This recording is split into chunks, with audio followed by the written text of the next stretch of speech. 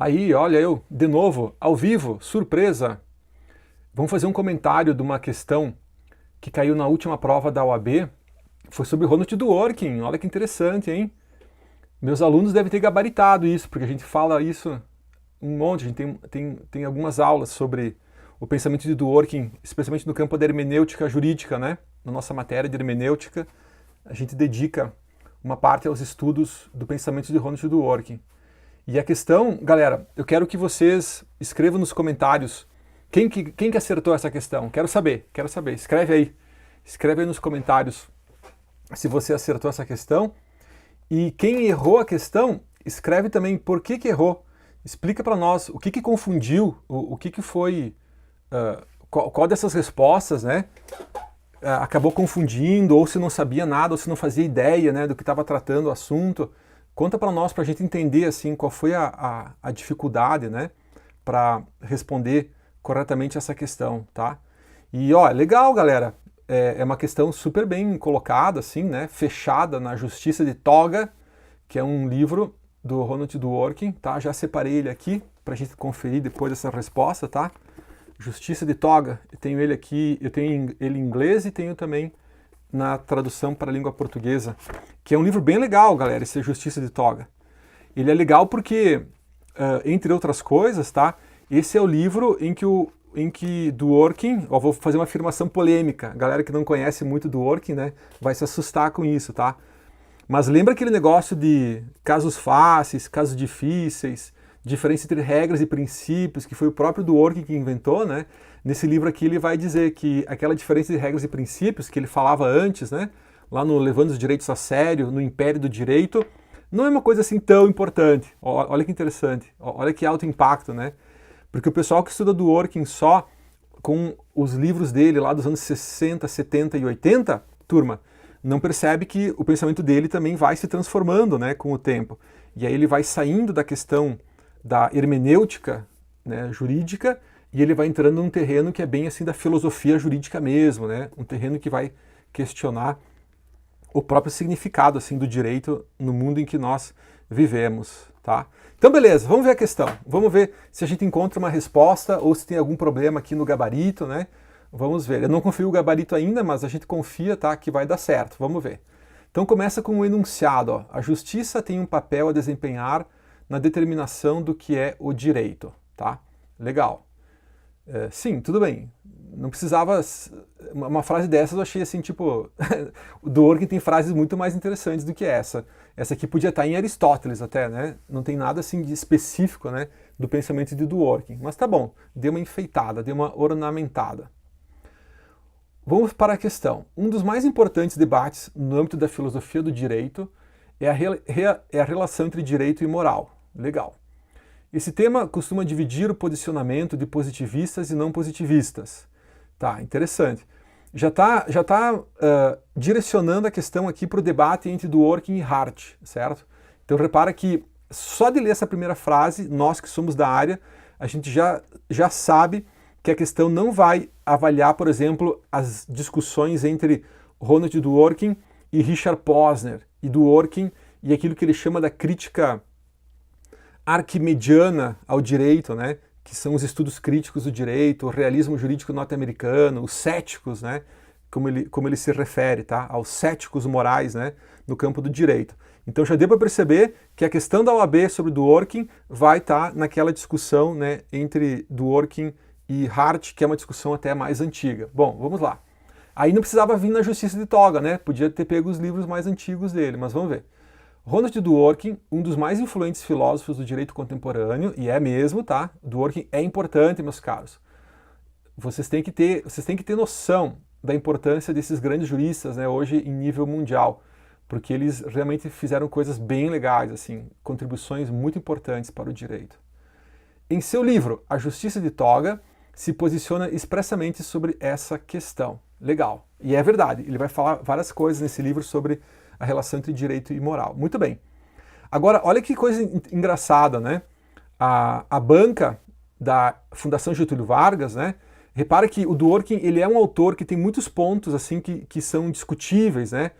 Ele tem muitas afirmações dele que justamente por ele fazer parte da cultura do mundo britânico, mundo norte-americano, essa cultura, né, de uma jurisdição de common law, são conceitos que quando eles chegam para o mundo continental europeu e também para nós aqui, né, na América do Sul, esses conceitos eles são meio estranhos, sabe? Por exemplo, Dworkin fala em direitos morais. Como assim direitos morais, né? São expressões diferentes, assim, que não fazem muito sentido.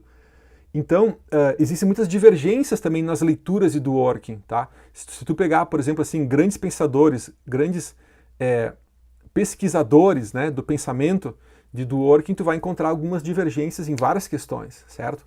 Pluralismo, a importância das regras e princípios, o próprio conceito de princípio em Dworkin também é uma coisa que gerou alguns questionamentos, tá? O próprio paradigma também liberal, né, que Dworkin utiliza, que é um igualitarismo ético ou um liberalismo igualitário, sabe? É difícil tu ter um consenso assim nessas próprias classificações, né, do pensamento de Dworkin. Então, quando cai em concurso, é interessante, o pessoal eles restringem num livro, ó, segundo esse livro aqui, podia até dizer assim, ó, segundo a página tal, né, para ficar ainda mais específica ainda a questão, né. Então, Dworkin, lá na Justiça de Toga, na página tal, fala tal coisa, né, porque senão tu pode encontrar um outro livro do Dworkin onde ele já mudou de opinião, percebe? E aí a resposta já corre o risco, né, de não ser mais aquela, tá? E outro detalhe interessante é que Dworkin é um autor que faleceu, certo? Então ele não está mais entre nós, né? Então ele já não vai mais escrever nada, ele não vai mais mudar de ideia. Então esse é um indicativo importante também para concursos, prova da OAB. Geralmente cai questões de autores que já faleceram, porque senão daqui a pouco esse autor ele pode publicar algo novo, mudando, né, a sua opinião sobre um determinado assunto, e aí isso pode gerar uma nulidade no concurso, essas coisas, né? Então, no concurso não, uma nulidade tipo na questão, né, etc. Então a galera que prepara as provas, né, e a gente também faz isso, né, a gente costuma fechar essas questões naqueles pontos que não tem controvérsia, né, porque senão depois a galera chove recursos, tá? Vamos ver então como é que está estruturada essa resposta. Assinale a opção que expressa o posicionamento desse autor no livro em referência. Muito bem. A moral, a alternativa A, tá? A moral é parte do direito porque, ao tomar decisões no âmbito de um processo judicial, um juiz ou uma juíza devem julgar de acordo com a sua consciência. Errado. Não tem nada de consciência, tá, pessoal? Não. Consciência é filosofia de Kant, é mais antigo, tá? Você vai encontrar também a noção de consciência no movimento do direito livre, que é o movimento pré-estudos críticos do direito, né? É pré-movimento do direito alternativo, é aquele movimento que surge na Alemanha, especialmente, tá? Ali no final do século XIX, início do século XX, em que eles vão questionar, assim, tanto, né, o positivismo legalista da escola de exegese na França, quanto o pandectismo alemão, né, da jurisdição da Alemanha. Então é uma galera que não conversa nem com um nem com o outro. E aí todo mundo que não concorda com nada se juntou, né, nesse movimento chamado Movimento de Direito Livre, e lá sim, então, tem essa questão da consciência subjetiva do justo. Nada a ver com Dworkin, tá? Dworkin é hermenêutica. A hermenêutica não trabalha no nível da consciência, trabalha no nível da linguagem, certo? Seguindo aquilo que acham correto. Então, nada a ver, pessoal. Aliás, Dworkin é o contrário disso. É a antítese dessa ideia da consciência e de decidir aquilo que acha correto, tá? Aliás, pessoal, tem uma frase do Dworkin, essa sim é bem mais legal do que essa aqui que a prova colocou em cima, tá? É uma frase que é uma dos primeiros parágrafos do livro dele chamado O Império do Direito. E a frase diz assim, ó, não interessa o que os juízes pensam, interessa como eles decidem. Olha só, galera, para quem conhece Dworkin, né, quem estuda, né, essa matéria, galera, percebe na hora que ele está, na verdade, dando uma catracada, uma alfinetada em Richard Posner, porque o Posner ele se tornou muito famoso nos Estados Unidos quando ele publicou um livro chamado Como os Juízes Pensam, tá? Como os Juízes Pensam. E aí ele vai falando, porque o Posner era juiz, né? Então ele escreveu assim, Como os Juízes Pensam. Foi um livro muito importante, assim, na época. E o Dworkin, cara, ele é um arquirrival, assim, do Posner, sabe? Porque o Posner é um pragmatista, né? Ele considera que A orientação às consequências, aos efeitos colaterais é uma coisa importante, considerações de ordem da racionalidade econômica é uma coisa importante, certo? E o Dworkin não concorda com nada disso, né? Por isso que o título do livro do Dworkin é o primeiro, né, levando os direitos a sério, né? E o segundo é o império do direito, tá? E olha que frase legal, né? Não importa como os juízes pensam, importa como eles decidem, tá? Então a letra A, errada, total, assim, não tem dúvida nenhuma. Vamos ver a letra B. O direito não se confunde com a moral, pois são formas distintas de conhecimento. Além disso, isso está errado também em Dworkin, tá? Além disso, é porque essa separação entre direito e moral em Dworkin ela não faz mais sentido. Tá? Dworkin entende que direito e moral faz parte de uma filosofia política, entende? De um conjunto, né? De uma integridade, digamos assim, né? De um pensamento político. Então, se tu disser em Dworkin assim, ó, direito não se confunde com a moral, já está errado. Dworkin não trabalha dessa forma, tá? Pois são formas distintas de conhecimento. Tá errado. Além disso, a norma jurídica e a norma moral possuem formas diferentes, sendo a primeira subjetiva, nada a ver, né? E a segunda objetiva. Não, totalmente nada a ver, bobagem total. E aliás, até seria o contrário, né? Porque a norma jurídica é que seria objetiva, a norma moral é que teria um caráter mais subjetivo. Se nós trabalhássemos no campo da filosofia da consciência, entendeu? Ou seja, bem, né? Uma teoria muito mais obsoleta, uma teoria muito mais antiga, né? Sobre a diferença entre direito e moral, tá? Então, a letra B, ela está muito errada, muito errada. Pessoal, por favor, hein? Ó, os meus alunos não podem ter assinalado a letra B, certo? Tá bom, vamos adiante.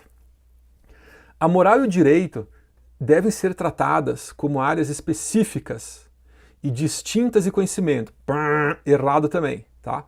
A menos que o legislador inclua critérios morais no direito positivo. Já pensou? Uma norma jurídica, tipo assim, quando o juiz, não, como é que é? Na ausência, não, como é que é o artigo 4º da Lei de Introdução ao Direito Brasileiro, da Lei de Introdução às Normas do Direito Brasileiro, né? O juiz, ao decidir a questão, ele deve... me deu um branco agora. É o artigo 4º e o 5º, né? Fala assim de usar o bem comum, né? Na interpretação da lei, deve recorrer ao bem comum, bobagem, não tem nada a ver com isso, pessoal. Porque essa afirmação da letra C está colocando a moralidade como uma instância supletiva do direito. Então tu tem que aplicar o direito positivo, e aí se não tiver o direito positivo, ou seja, no caso de uma lacuna, né? Aí você suplementaria essa lacuna com algum tipo de critério moral, né? No direito positivo. E em Dworkin não é assim, tá, meus caros? Dworkin, direito e moral, eles fazem parte. Na verdade, tu não pode nem separar direito e moral, porque a leitura que nós fazemos do direito é uma leitura moral, entende? É uma leitura que, quer você tenha consciência ou não, ela já carrega essa bagagem, né, de moralidade de uma comunidade política na qual nós vivemos, ou da qual nós fazemos parte, tá? Então a letra C também está absolutamente errada. Caso em que elas seriam complementares, embora independentes. Não é complementar, tá? Nem Habermas isso aqui não teria certo, porque Habermas é um autor que entende que a diferença de direito e moral ela é importante, porque Habermas percebe que o direito ele tem uma característica diferente. Ó, Habermas, tá? Vamos sair um pouquinho do Dworkin só para comparar, tá? Em Habermas, galera, o direito ele é um mecanismo social que faz a mediação entre faticidade e validade. Por quê? Porque ele tem esse lado do direito positivo, que permite uma conexão com a racionalidade instrumental estratégica do mundo objetivo, certo? Mas ele tem também a dimensão da validade que se conecta com a moral, com a ética, com valores de justiça, amor, afeto e tudo aquilo que faz parte do mundo da vida, né? O Lebenswelt, tá? Então repara que Habermas ele é diferente do Dworkin nesse aspecto. Para Habermas, o direito ele é diferente da moral, porque o direito ele tem essa ambivalência, né, de uma estrutura positivista e, ao mesmo tempo, valorativa. E é justamente por isso que o direito consegue conectar a razão instrumental estratégica com essa razão normativa, né, que faz parte do mundo da vida. Em Dworkin, não. Em Dworkin, direito e moral, para o Dworkin, é indissociável, porque como o Dworkin trabalha no nível da hermenêutica, tá? toda a compreensão que nós temos de algo já é uma compreensão moral. Então, a própria separação entre direito e moral seria um problema moral, entende? Olha que interessante, tá? Dworkin não fala dessa forma, tá? Eu que estou, né, tipo assim, problematizando ou especulando melhor essa ideia, certo? Mas, veja, a própria questão, a própria possibilidade de você separar direito e moral já é uma questão moral, entende? Já é um problema moral você separar direito e moral. Enfim, Dworkin tem razão, né? Ele não chega a falar dessa forma, mas se ele quisesse, ele poderia ter dito isso também. Legal. Então só deve ser a letra D. Só sobrou a última alternativa, tá? Vamos ver a letra D então, última alternativa. O direito deveria ser tratado como um segmento da moral. É legal. Essa palavra segmento, galera, ela é meio estranha, tá? Mas realmente tem essa expressão. Eu lembro, galera, na época que eu li A Justiça de Toga, me chamou a atenção justamente essa palavra. Porque segmento na sociologia é um termo técnico, é uma expressão muito que tem uma história muito importante, né? Que se refere às sociedades segmentárias. Segmento é aquele tipo de categoria, né, em que você não pode passar de uma para outra, né? É tipo uma sedimentação geológica, entende? Então você tem os segmentos, né, ou num plano horizontal, e esses segmentos eles tendem a uma certa unidade, tá? E aí me chamou a atenção, será que o Dworkin ele tem consciência desse conceito, né, lá na sociologia e na antropologia, ou ele usou o conceito meio à toa, assim, né? Porque ele faz muito sentido pensar que direito e moral, eles são segmentos, né, de um mesmo conjunto de saberes. É legal isso aí. Cuja tendência é a igualdade, né? Vamos ver. Então até aqui tá certo. É estranho a palavra segmento, mas tá certo em Dworkin, tá? Não como algo separado dela. Perfeito. Dessa forma, a teoria jurídica deveria ser considerada uma parte especial da moral política. É exatamente isso. Por isso que ele define os princípios mais importantes do direito como princípios de moralidade política, percebe? Que são os princípios da comunidade em que nós vivemos, né? São os fundamentos mais importantes da comunidade em que nós vivemos, certo? Então, pessoal, eu não tenho dúvida que é a letra D no gabarito. E estou aqui com o livro, ó, A Justiça de Toga. Querem ver, ó? Eu vou ler uma parte para vocês que vai ilustrar bem essa questão. Ele fala do George W. Bush. É lá na introdução. É bem na introdução. Tô com a edição em português, tá? A edição brasileira da Martins Fontes. Deve ser Martins Fontes. Isso. WMF Martins Fontes. A minha edição é a primeira edição, tá? Na língua portuguesa. Não sei se existem mais.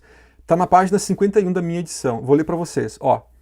Até o momento, minha argumentação não contestou a concepção tradicional de que moral e direito designam esferas de pensamento em princípios distintas, ainda que talvez interdependentes em diferentes sentidos.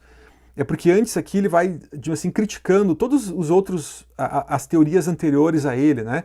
Por que ele está se separando, né, das outras teorias, das outras formas, né, de compreensão do direito, tá? Inclusive do Hart, do Posner, todos esses que eu estava falando aqui para vocês antes. Então ele falou assim, ó, até agora não contestei essa separação entre direito e moral, tá?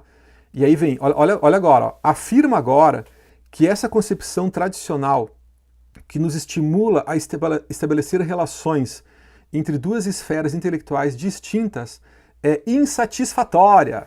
Tadã. Seria melhor trabalhar com uma topografia intelectual diferente. Poderíamos tratar o direito como um segmento da moral. Tadã. Olha só. Ó, perceberam? É praticamente um plágio aqui, ó, da letra da afirmativa D. Estão percebendo? Deveríamos... Ih, perdi. Onde é que tá? Aqui, ó. Seria melhor trabalhar com uma topografia intelectual diferente. Poderíamos tratar o direito como um segmento da moral, não como algo separado dela. Entendemos a teoria política dessa forma, 2 pontos, como parte da moral compreendida em termos mais gerais, porém diferenciadas, com sua substância específica, uma vez que aplicável a estruturas institucionais distintas. Poderíamos tratar a teoria jurídica como uma parte especial da moral política, caracterizada por uma nova depuração das estruturas institucionais. Hein? E aí, meus caros? Ficaram com dúvida? Escreva nos comentários. Qualquer coisa a gente vai continuando aqui e a gente vai explicando melhor. Vamos responder? Vamos ver se o gabarito vai dar certo então, pessoal? Tá aqui, ó. O que é isso? O que é isso? Cadastre-se? Não, não vou me cadastrar. Sinto muito. Bom, mas eu sei que é essa, tá? Eu não preciso confirmar. Temos certeza que é